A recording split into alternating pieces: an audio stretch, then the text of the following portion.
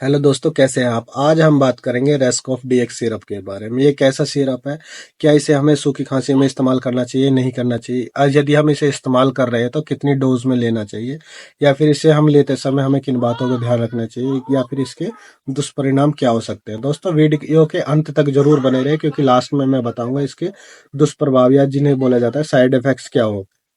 चलिए शुरू करते हैं। सबसे पहले बात कर लेते हैं रेस्कोप सिरप के बारे में। रेस्कोप सिरप जो है वो सिप्ला कंपनी का आता है। नॉर्मली 100 से लेके 120 की रेंज में आपको मिल जाएगा। अब बात कर लेते हैं इसके अंदर होता है क्या है। रेस्कोप सिरप के अंदर डेक्सामेथासोन और सीपीएम और फेनाइलफ्यूरिन नामक 3 तरह के जो है केमिकल घटक पाए जाते हैं। तीनों का अपना अपना इस्तेमाल है। वीडियो के अंत तक बने रहिए, सारा कुछ आपको डिटेल में समझाने की कोशिश करूंगा। दोस्तों, अब बात कर लेते हैं कि रेस्कॉफ डीएक्स सिरप जो है वो हमें किस तरह से सूखी खांसी में लाभ दिलाएगा, या फिर ऐसी खांसी जिसमें हमें बार बार खांसी उठ रही है, उस तरह की खांसी में हमें किस प्रकार फायदेमंद हो सकता है।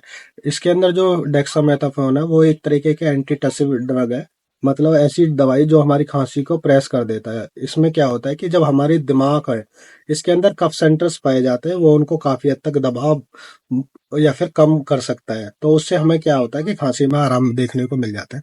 दूसरा सीपीएम। सीपीएम एक तरीके के एंटीहिस्टामाइन ड्रग है, जिससे कि हमें एलर्जी के दौरान जो खांसी होती है, मतलब एलर्जी की वजह से, जैसे आपने देखा होगा कुछ लोगों को धूल मट्टी के कारण खांसी, या फिर बीड़ी जो पीते हैं उनका धुआं उनके मुंह पे चला जाता है या सांस के द्वारा अंदर चला जाता है, तो उनमें उनको खांसी बार बार उठने लग जाती है। या फिर किसी वो पर्टिकुलर चीज से एलर्जिक है, तो उस कंडीशन में उनको खांसी उठने स्टार्ट हो जाती है। तो उस कंडीशन में सीपीएम काफी अच्छा रोल निभाता है।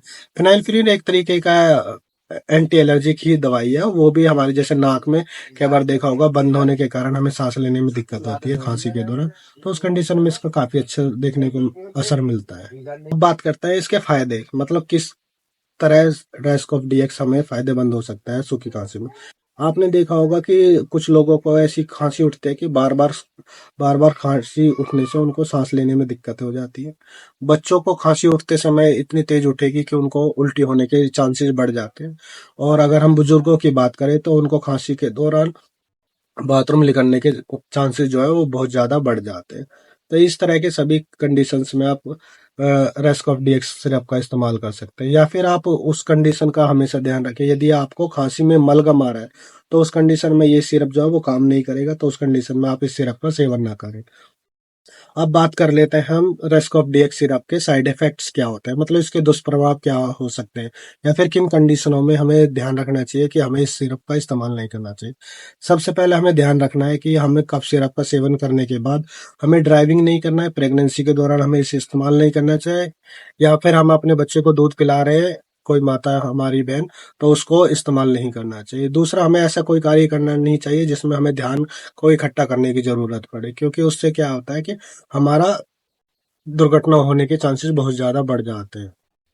अब बात कर लेते हैं कि हमें इसे कैसे इस्तेमाल करना चाहिए, या फिर कितनी मात्रा में इसको लेना चाहिए।